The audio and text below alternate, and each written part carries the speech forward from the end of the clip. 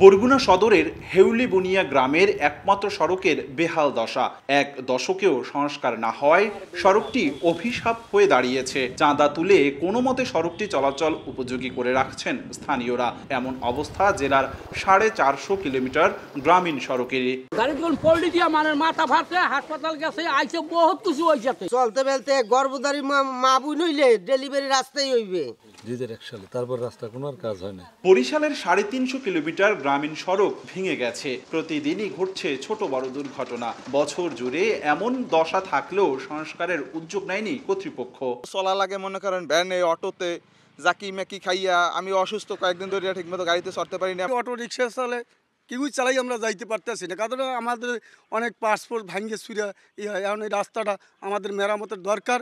একটা গাড়ি গেলে একটা মানুষ খুব রাস্তায় থাকতেই পারে না। সুস্থ মানুষ অসুস্থ হয়ে যাবে। যেমন আমি বাইক নিয়ে চালাই আসতেছি, আমার নিজের শরীরের সবকিছুই মনে হয় যে খুললে টুলে পড়ে যাইতেছে। ছোট ছোট ছেলেমেয়েরা স্কুলে যায়, এই রাস্তা ভাঙার জন্য ওরা যাইতে পারে না। সড়ক নিয়ে ভোগান্তিতে পটুয়াখালীর বিভিন্ন উপজেলার বাসিন্দারা। আগামী বর্ষা মৌসুমে কাদা ও জলাবদ্ধতার আশঙ্কা তাদের। এ কারণে বর্ষার আগেই এসব গ্রামীণ সড়ক সংস্কারের দাবি স্থানীয়দের। বর্ষার দিনে হাঁটু সমান কাদা হয়ে যায়, স্কুলের পোলাপান চলাফেরা করতে কষ্ট হয়। সুস্থ রোগী হয়, তাকে আনার কোনো ব্যবস্থা নাই, সে মৃত্যু ছাড়া কোনো পথ নেই। 12 বছর একটুকু মাটি পরে নেই, পাকাকরণ তো দূরের কথা। আমরা প্রশাসনের কাছে জোর দাবি জানাচ্ছি, রাস্তা জানি অতি সত্ত্বর পাকাকরণ করা হয়। কাঁচা সড়কগুলো এটা পর্যায়ক্রমে আমরা পাকাকরণের জন্য করা হচ্ছে, আর যেগুলো পাকা সড়কগুলো আছে সেগুলো পর্যায়ক্রমে মেনটেনেন্স করা হচ্ছে। ভিলেজ রোড যেগুলো মেনটেনেন্স করা প্রয়োজন, তার জন্য VRRP2 একটা প্রকল্প আমরা তৈরি করতেছি। LGED তথ্যমতে পটুয়াখালীতে 12,338 কিলোমিটার সড়ক রয়েছে।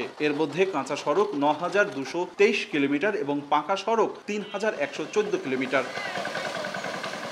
অপূর্ব অপু, সময় সংবাদ, বরিশাল।